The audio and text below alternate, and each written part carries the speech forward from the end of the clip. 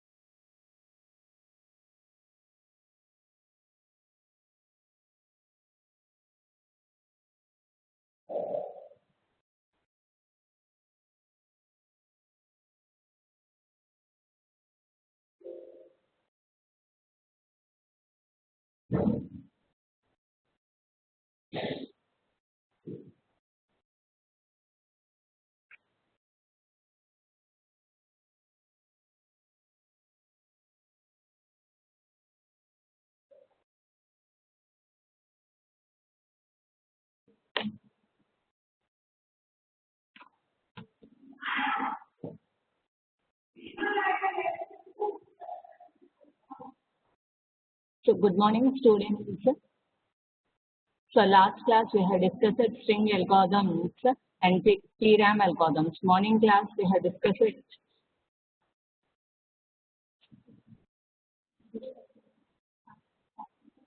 my students. If you can listen my voice, put it in the chat box. So morning class we had discussed TRAM algorithms and afternoon class string algorithms. Okay, students, thank you. So in TRAM algorithms, the full form for TRAM is parallel random access machine. So far we have discussed algorithms that will be working on single processor. So there may be some algorithms which cannot work on single processor. If we are using single processor for getting the result, it will take a lot of time. So in order to avoid that one, we will be going for multiprocessor. So that is nothing but parallel random access machine. So there we have discussed two concepts. One is merging, TRAM merging, another one is TRAM sorting. So in merging, we will be given two sorted sequences and we have to combine those two sequences into a single sequence. And the algorithm used for merging those two sorted sequences is odd even merge algorithm. So in odd even merge algorithm, first we will be checking whether both the sequences contains one element or more than one element. If it contains only one element, then only one comparison will be required for combining both the sequences. If both the sequences contains more than one element, then we have to divide each sequence into odd and even parts. Odd part contains the elements in odd locations and even part will contain the elements in even locations. So we have to divide separately both the sequences, odd, the even parts. Next we have to merge the odd part and even part separately. And the result should be in sorted order. So after that we have to shuffle. Shuffle means one element in odd result, one element in even result. Like that we have to write the elements. After writing the elements, leaving the first and last element, we have to compare two adjacent elements and we have to check whether they are in order or not. If they are not in order, we have to interchange them. Finally, we will get the sequence in sorted order. That is about the TRAM merging. And the second one is sorting, TRAM sorting. So in TRAM sorting, we will be given a sequence in unsorted order and we have to arrange the sequence into sorted order. So first we have to check whether the sequence contains single element or more than one element. If it contains only one element, then there is no need for sorting. If it contains more than one element, first we have to divide the sequence into equal parts. Next, so we have to sort each part separately. So after sorting each part separately, then we will be getting two sorted sequences. In order to combine those two sorted sequences, again we will be using the odd even merge algorithm. So that is about TRAM merging and TRAM sorting. So the same we have discussed in the last week Monday morning class. Next, in the afternoon class we have discussed string algorithms. So in string algorithms we will be given a text and pattern. So we have to check whether the pattern exists in the text or not. If it exists, then we have to display at which location the pattern has been started. So there are several algorithms, but we have discussed two algorithms. One is naive string matching algorithm. Second one is Rabin-Karp algorithm. So in naive string algorithm is nothing but brute force.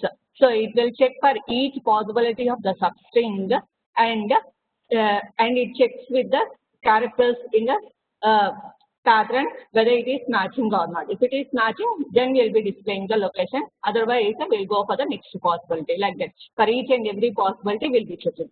Next, second one is the Rabin-Karp algorithm. So in Rabin-Karp algorithm, for matching the patterns, first we'll be calculating the hash values. So first we'll be calculating the hash value for the pattern, and then for each substring. If the hash values are matching, then only we'll be checking the characters in the substring and pattern. So otherwise, we'll not be checking that. So this will reduce the little bit the time complexity. So for string algorithms, so for that one, naive string matching algorithm, the time complexity in all the cases is order of nm. So but for Rabin-Karp, it is order of m. Order of m. In worst case, it is order of nm.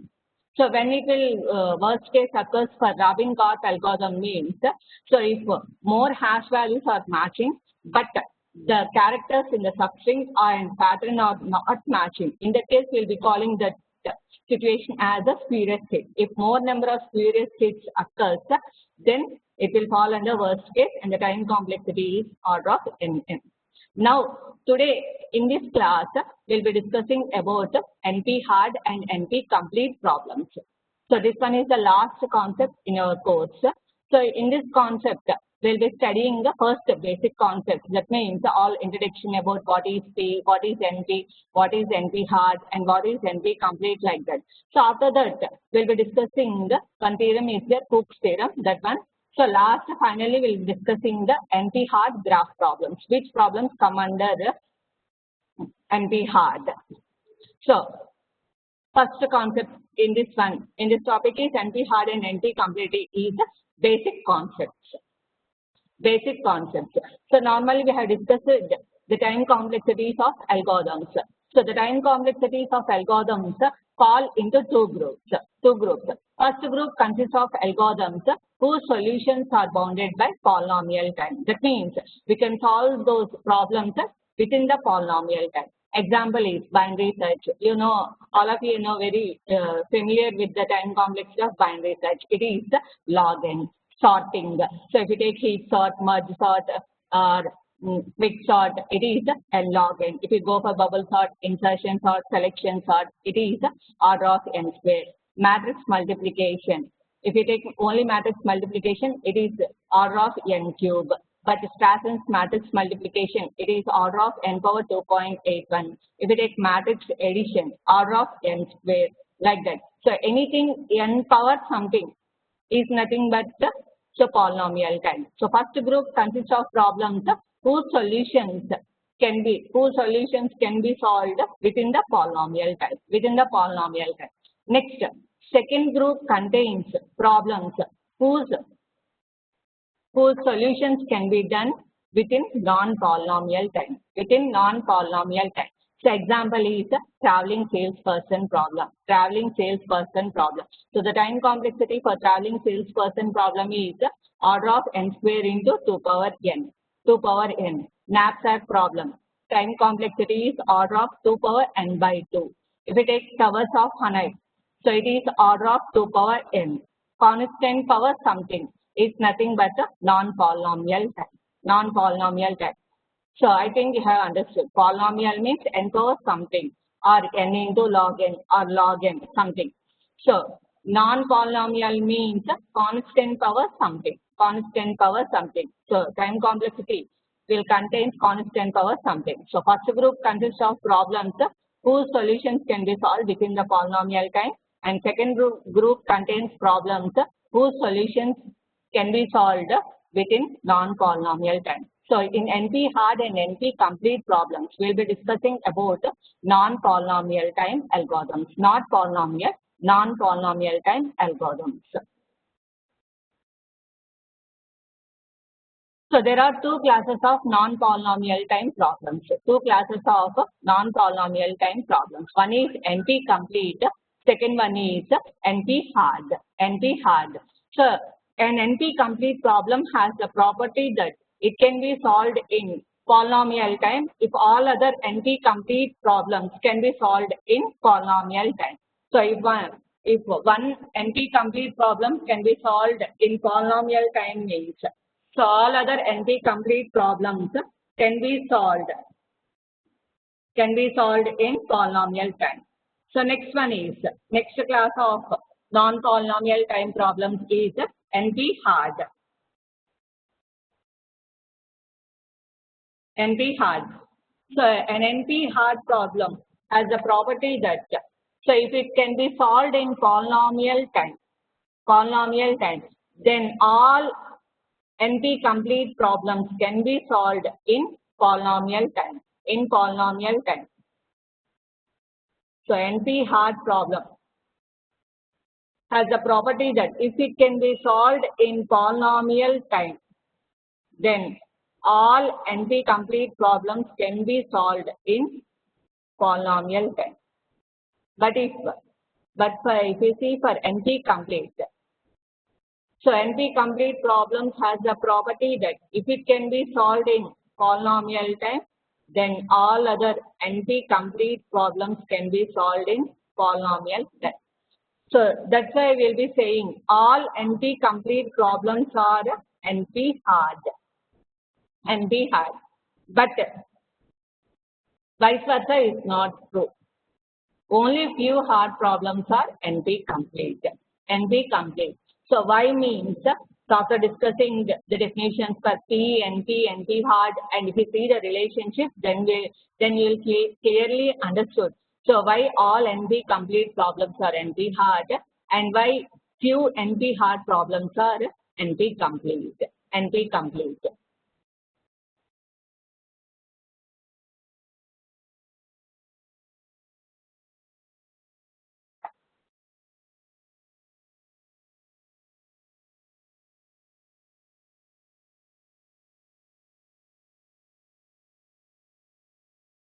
Next, deterministic and non-deterministic algorithms. Deterministic and non-deterministic algorithms.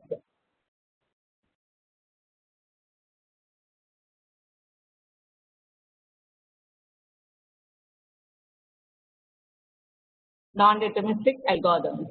So algorithms with the property that the result of every operation is uniquely defined is termed as deterministic algorithms. If the result of every operation is uniquely defined, then we will call it as deterministic algorithms.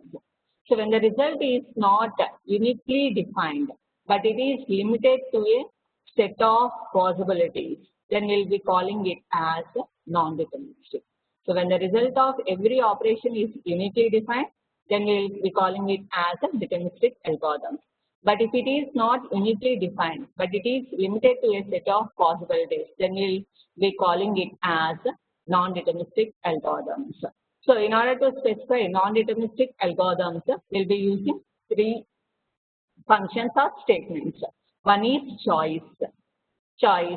Second one is failure. Third one is success. So choice means it randomly or arbitrarily chooses one element from the set yes. So choice means randomly it chooses one element from the set yes. So failures means it signals unsuccessful completion. That means the algorithm is terminated unsuccessfully. Next, success means the algorithm has been terminated successfully, successful completion. So far we have discussed so many algorithms. All those algorithms come under deterministic algorithms. So non-deterministic algorithms, every non-deterministic algorithm has to use these three functions: choice, failure, success. Choice, failure, success. So choice means randomly choosing one element from the set yes.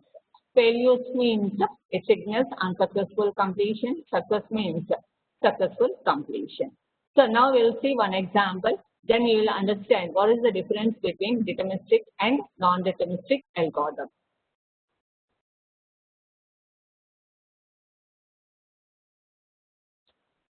So all of you note down the example.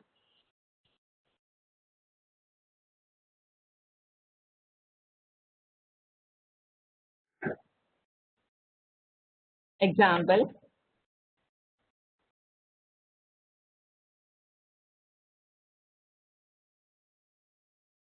So example is this. So write a deterministic algorithm. Deterministic algorithm to check whether the given element is present in the list or not. Nothing but searching.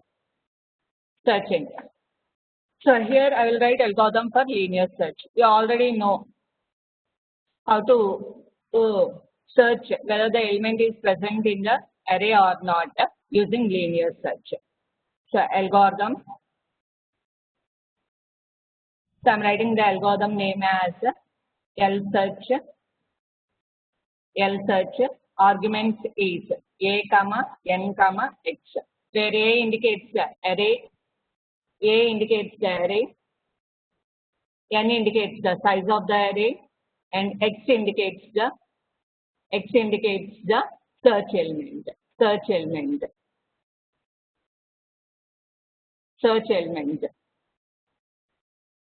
So first step in the algorithm.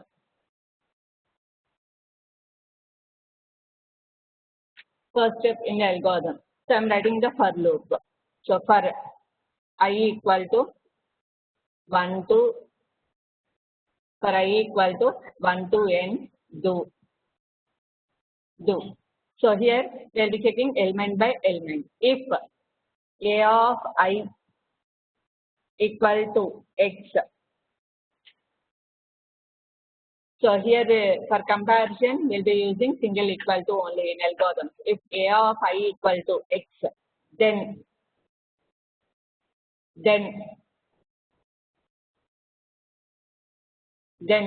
so we have to display the location, right? For displaying, here we'll be using write I return.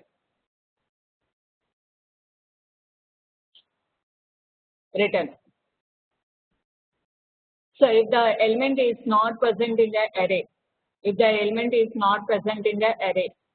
then what we have to display? 0. Write 0 return, or you can simply close the algorithm.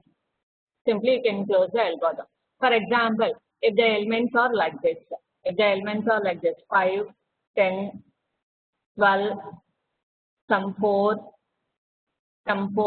7, and the search element x equal to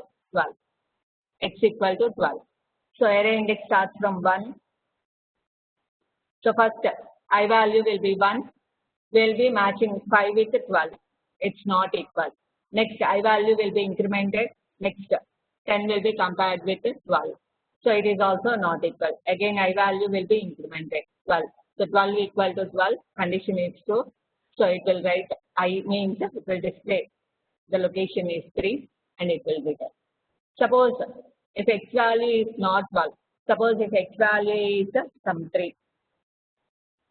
So it is not equal. Again I value will be incremented. 4 not equal. Again I value will be incremented. 7 not equal.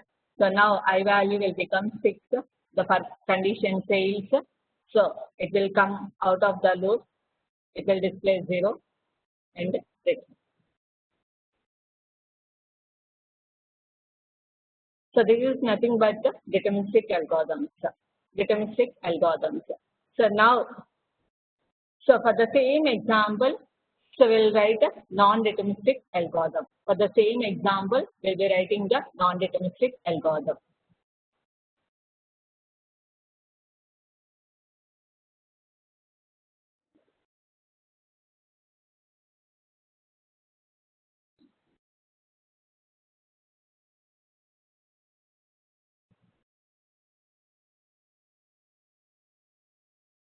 So non-deterministic algorithm, or another example.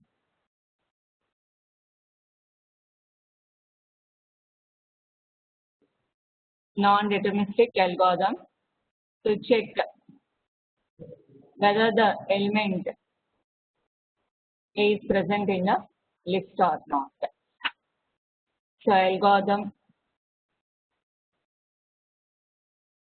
algorithm search arguments will be same, a comma n comma x,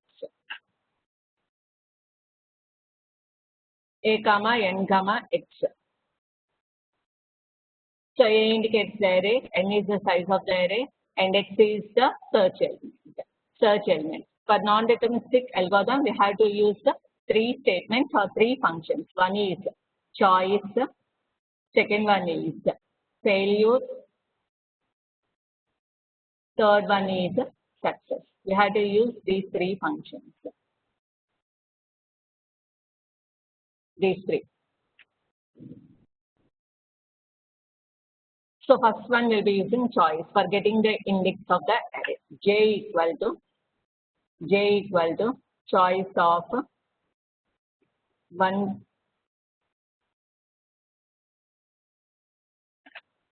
J equal to choice of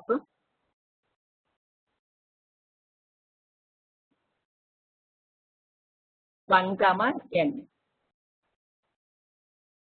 1 comma n. So here this choice function will randomly choose one element from 1 to n. Only one element from 1 to n. 1 to n. After getting the index, so we have to check whether the element in that index is equal to the search element or not. If a of j equal to x, then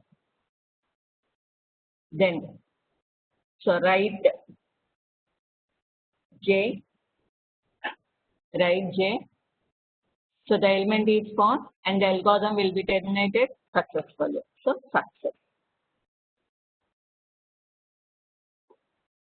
Else, if the element is not equal, the array element is not equal to the search element, then write 0.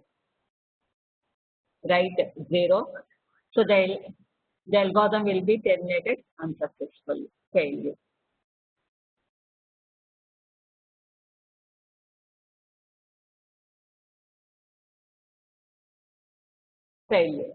So here if you observe carefully, so this algorithm uses three functions: choice, success, failure. Choice, success, failure. So choice means randomly choosing one element from 1 to n. After choosing one index from 1 to n, then we are comparing whether the element in that index is equal to search element or not. So if it is equal, then we are displaying that location and the algorithm will be terminated successfully. If it is not equal, then we are writing 0. Next, failure. So here, every time we are executing this algorithm,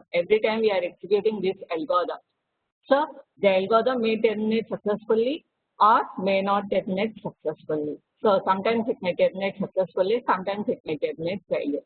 Why? Because it will depend upon the index. So if the index chosen is equal to the search element and the element is also present, then it will return successfully. That's why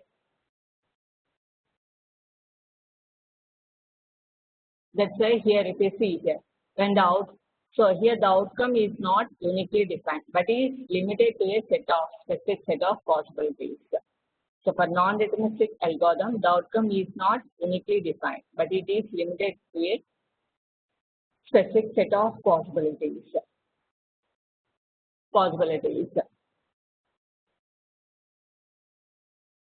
Now, have you understood the difference between deterministic and non-deterministic? So type it in the chat box. So that I will move to the next one.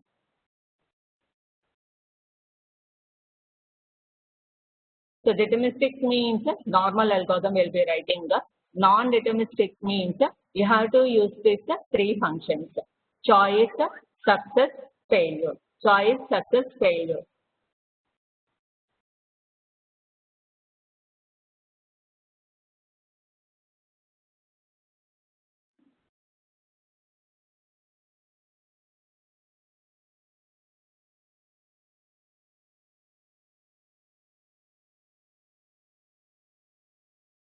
Okay, I will move to the next one.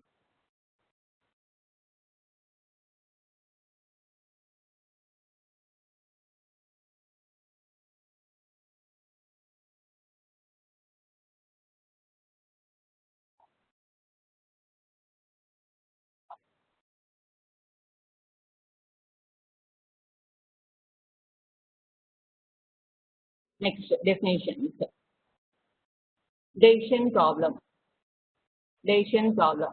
So decision problem means any problem. Decision problem means any problem whose answer is yes or no. Whose answer is yes or no.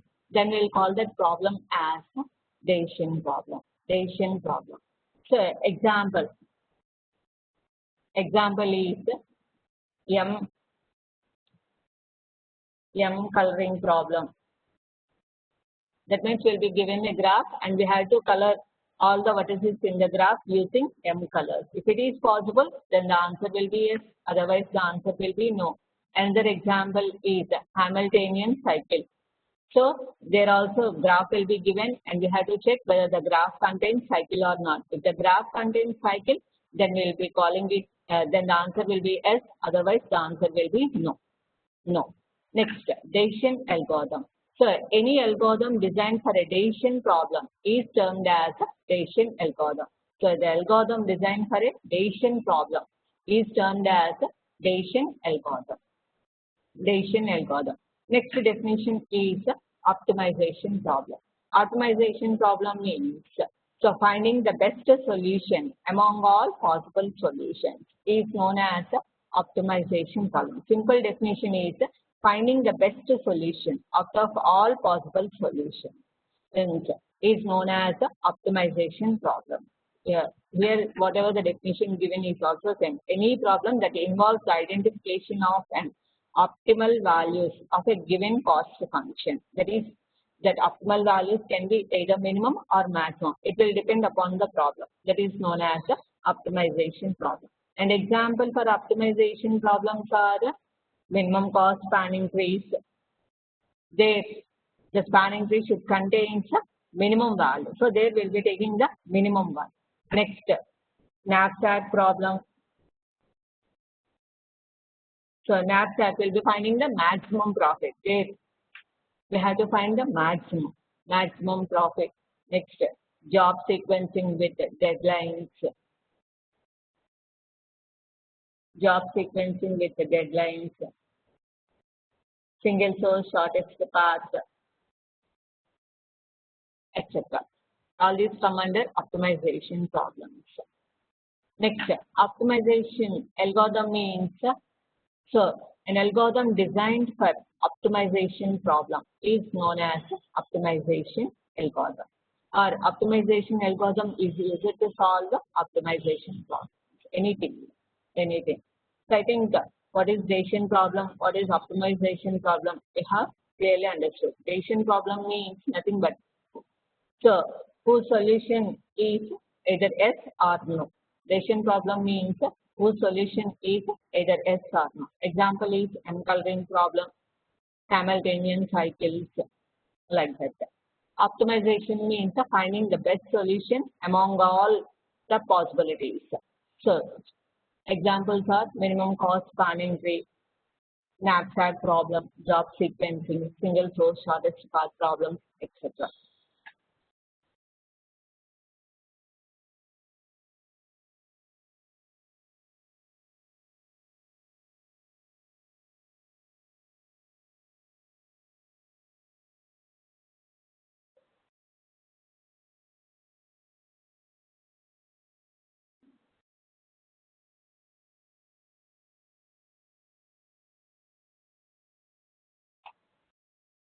Next, P. P. P means nothing but non-deterministic polynomial type. Not non-deterministic, deterministic polynomial type. P means deterministic polynomial type.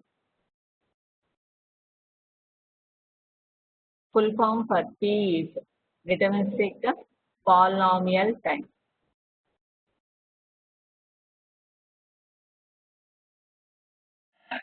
So it contains a set of all decision problems solvable by deterministic algorithms in polynomial type. So the definition for P is set of all decision problems solvable by deterministic algorithms in polynomial type. And the sample examples for P are fractional knapsacks, minimum cost spanning trees, sorting problems, etc. So P means set of all decision problems and which are solved by deterministic algorithms. Next, NP stands for non-deterministic polynomial type. So NP stands for non-deterministic polynomial type and it contains a set of all decision problems which are solved by non-deterministic algorithms in polynomial type, which are solved by non-deterministic algorithms in polynomial type. That is the difference between P and NP. Both contain set of decision problems, but P problems will be solved by deterministic algorithms. NP problems will be solved by non-deterministic algorithms, both in polynomial type. And examples for NP are fractional knapsack, minimum cost spanning trees, sorting, Hamiltonian cycle, traveling salesperson problem, graph coloring problem, etc.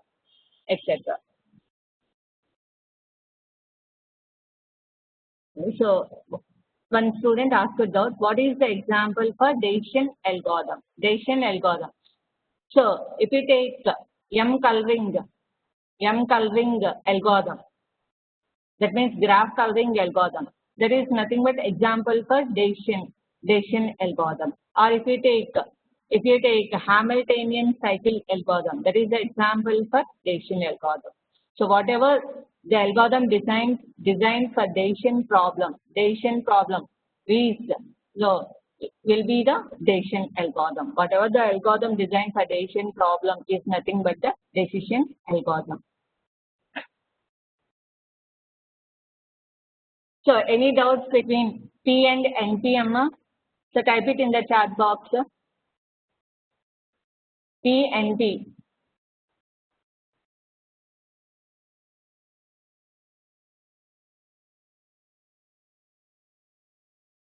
So full form for P is deterministic polynomial time. So full form for NP is non-deterministic polynomial time. So both contain set of all decision problems. P problems will be solved by deterministic algorithms in polynomial time. NP problems will be solved by non-deterministic algorithms in polynomial time.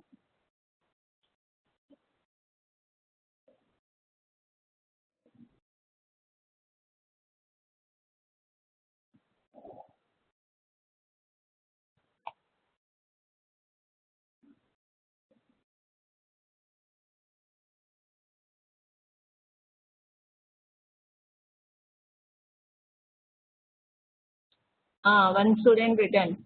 So graph coloring is one of the examples for both decision algorithm and problem map. Yes, ma'am. So problem, if you take the graph and you color the graph, that is example for decision problem. If you write the algorithm for the same problem, that will be the example for decision algorithm.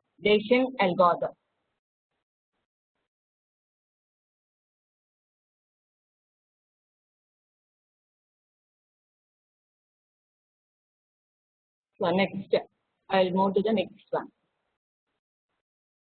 So now we have discussed the definitions for decision problem, optimization problem, decision algorithm, optimization algorithm. Next, P and P.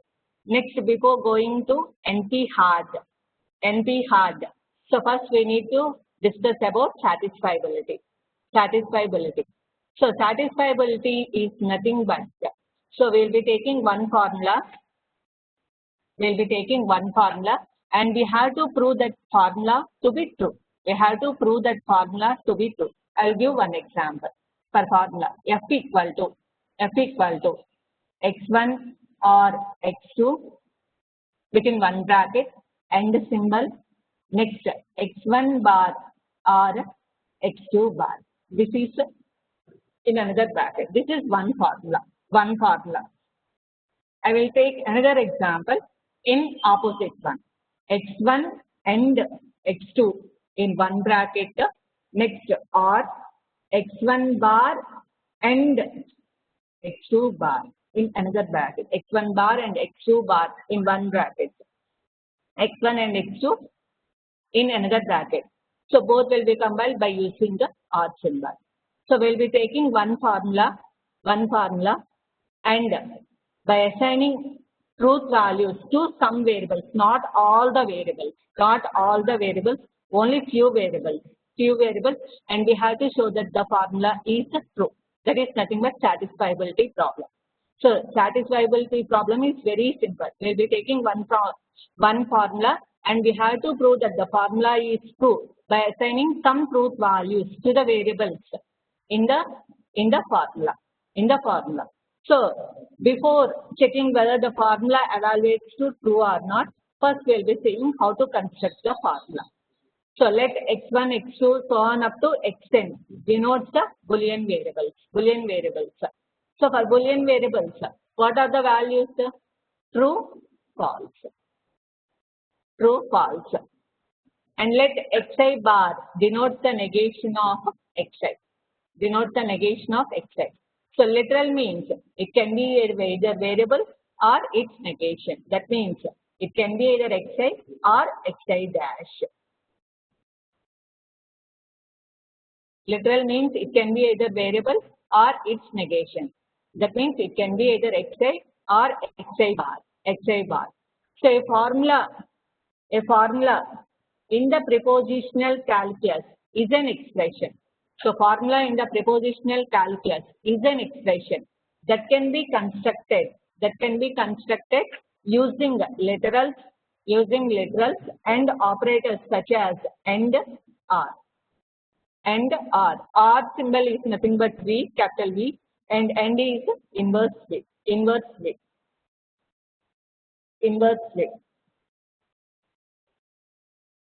See here, we have taken two formulas. First formula, we see the first formula. So here, first formula, x1 or x2 in one bracket and x1 bar or x2 bar in another bracket. In the first formula, there are two variables, x1, x2. Only two variables, x1, x2. So literals means four literals. One is x1, another one is x2, another one is x1 bar, another one is x2 bar. That means four literals. So x1, x2, x1 bar, x2 bar, four literals. So in the second formula also same.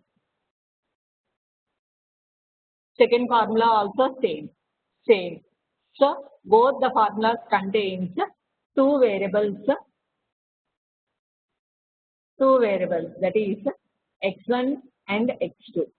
But literals are four. So what are the four letters? x1, x2, x1 bar, x2 bar, four literals.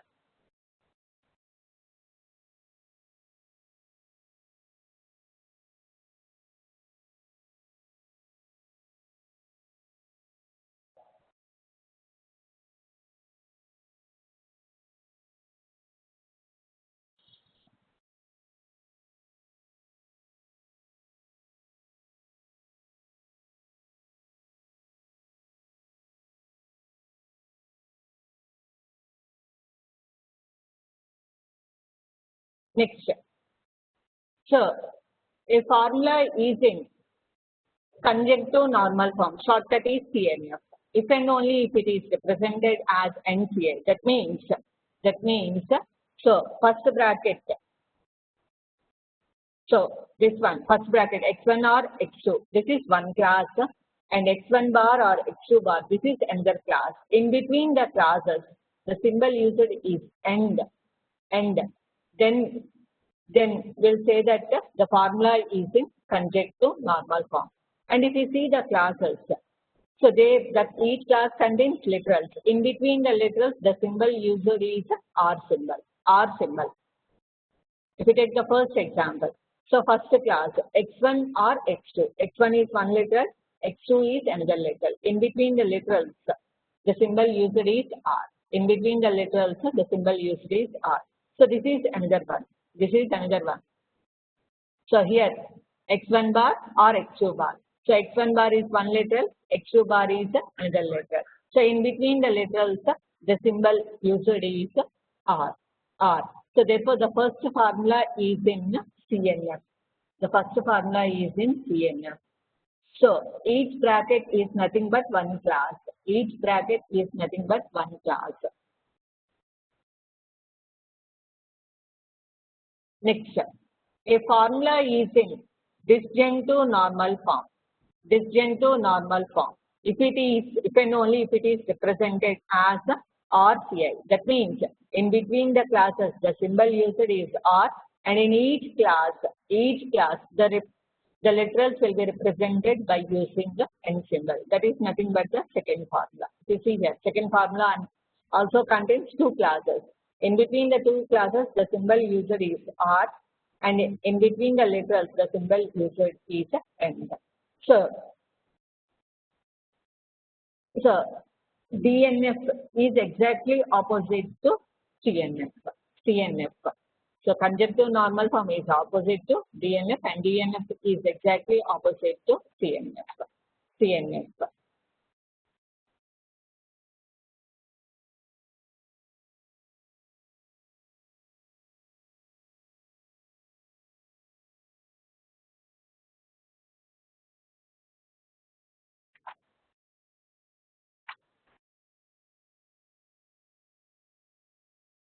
So here the satisfiability problem is to determine if a formula is true for some assignment of truth values to the variables. I have already told that. So in satisfiability problem, we'll be taking the formula and we have to prove that the formula is true for some assignment of truth values to the variables, not all variables. So only for few variables we have to assign true, and for the other variables we have to assign false, and we have to prove that the formula is true.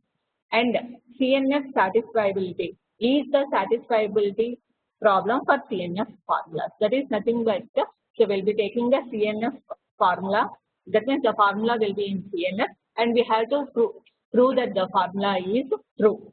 We have to prove that the formula is true. That is nothing but CNF satisfiability.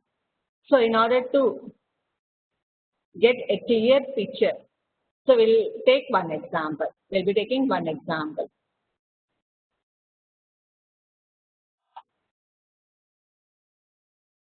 So all of you know the one formula.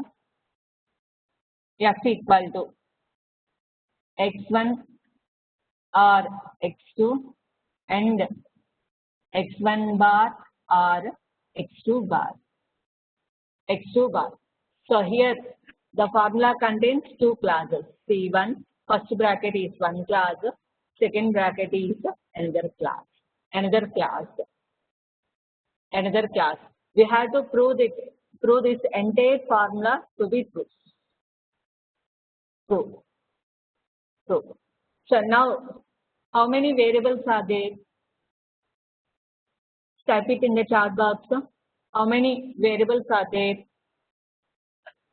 in this formula?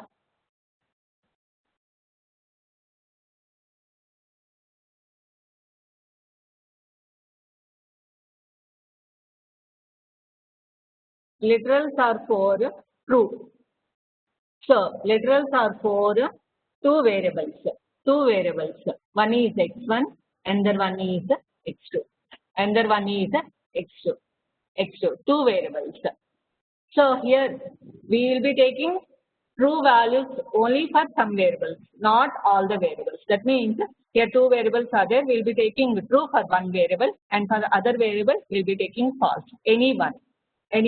Suppose if you take x1 equal to true, then x2 equal to false. So here four literals are there: x1, x2, x1 bar, x2 bar. So if x1 is true, what is x1 bar? It should be false. x2 bar, it should be true. It should be true. So now, in order to prove this formula to be true, C1 and C2 must be true. If C1 is true and C2 is true and true, then only we'll get true. If either first class or second class, if any one class is false, then we'll not get true. Then we'll not get true. So in between the classes C1, the symbol is used is and each class literals are there. So in between the literals, the symbol used is R. The symbol used is R. That means any one literal can be true. So L1 or L2. So L1 is nothing but x1, L2 is nothing but x2, L3 is nothing but x1 bar, L4 is nothing but x2 bar. 4 literals. 4 literals. So L1 or L2. So here L1 means x1. x1 what is the value? True. R. L2 means x2. What is x2 value? False. So true or false is true only. Next C2 is L3 or L4. So what is L3? Nothing but x1 bar. What is x1 bar? False. R. L4 means x2 bar. What is the value for x2 bar? True. So false or true means true. So C1 and C2 is true. True and true it is. So in this way we will be proving the given formula is true by assigning only truth values to some variables, not all the variables. So have you understood, Dhamma? So type it in the chat box. Next we will see one example where the formula will be false. Where the formula evaluates to false. So if you understand this one, then I will go for the next one. Type it in the chat box.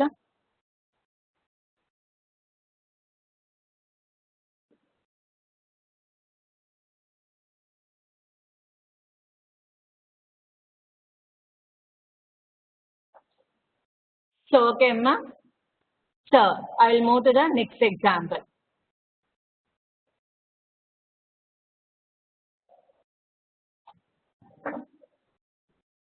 Example f equal to x1 or x2 and x1 bar or x2 bar and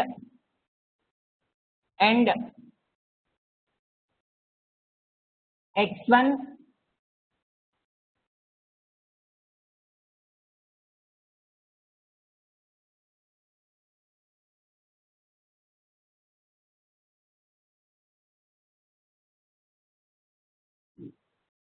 and x1 bar or x2. So here also how many variables are there? 2 variables, x1, x2. But the formula contains 3 classes. First bracket 1 class, second bracket another class, third bracket another class. Total 3 classes. So total how many variables? 6 variables. First class not 6 variables, 6 literals. First class 2 literals, second class 2 literals, third class 2 literals. So here, in order to prove this formula to be true, C1 and C2 and C3 must be true. All 3 classes must be true. So first I am taking x1 equal to true. What is the value for x1 bar? I will take x2 as false. x2 bar will be true. x1 bar will be false. So now check C1. So 2 letters L1 or L2. So I am taking L1. What is L1 is nothing but x1. L2 is nothing but x2. L3 is nothing but x1 bar. L4 is nothing but x2 bar. Next L5 is nothing but x1 bar. L6 is nothing but x2. So L1 or L2. So x1 is true or L2 means x2 false. True or false means true. Next C2. L3 or L4. So L3, X1 bar. What is X1 bar? False. Or L2 bar. So not L2 bar, L4. What is L4? X2 bar. It is true. So false or true means true. Next, C3, L5 or L6. L5 or L6. L5 is nothing but X1 bar. What is the value for X1 bar?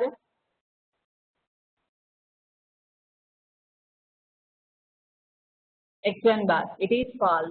Or next, L6, X2. What is the value for X2? False. So false or false means false. Now, C1 and C2 and C3. If we take, what is C1 value? It is true. Next, what is C2 value? True. What is C3 value? It is false. So, true and false. It evaluates to false. It evaluates to false. So, don't think that if you take any formula, it will be evaluated to true. So, there will be some formulas which evaluate to false also. This is one example. This is one example. Now, have you understood? Type it in the chat box.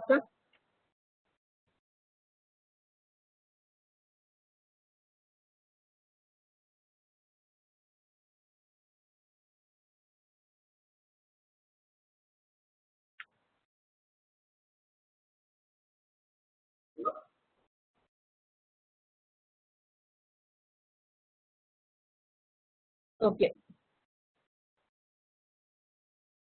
So there are some more definitions: NP hard, NP complete. Next, Cook's theorem. Next, we'll be discussing about NP NP graph problems, NP hard graph problems. So remaining definitions we'll be discussing in the afternoon class, 1:30 class. So now take the poll. After taking the poll, you can leave. Subbarao sir. Subbarao sir. Madam. Sir, poll ready. Change. Okay, madam. Okay. Okay, sir. Babu, continue, ma.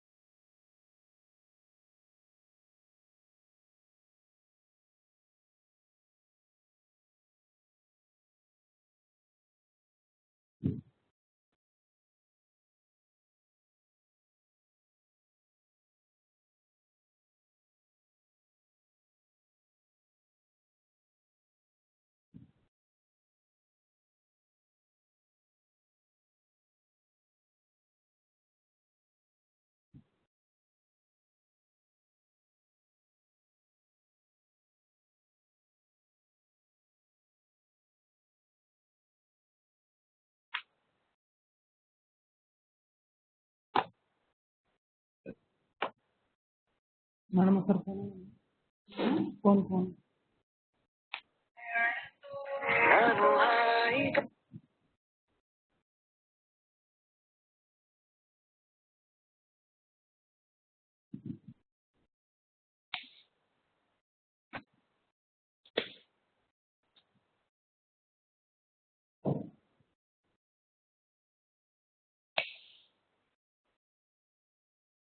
Subbarao sir, పెడుతున్నా.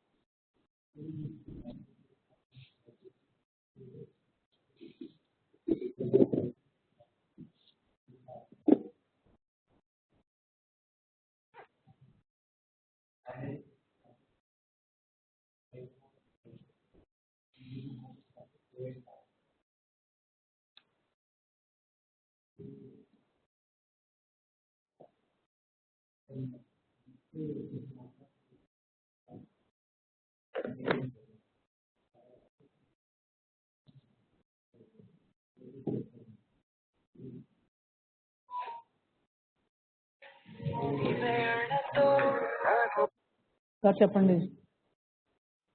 పెట్టేసాను, అయిపోయింది. ఇంకా 1 minute 1 second. Okay. సరే sir.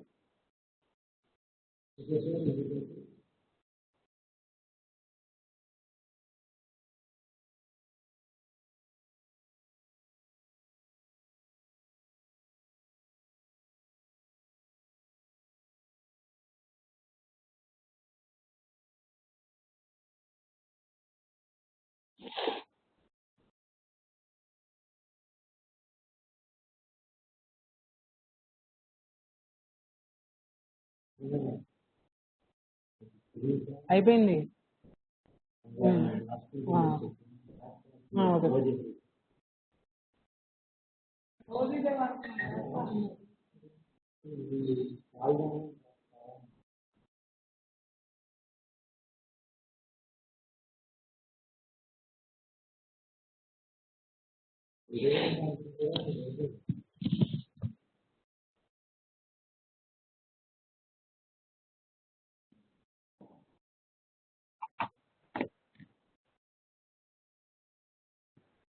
శాంతి madam, all completed madam. Sir session close చేసేయండి. Okay madam, thank you.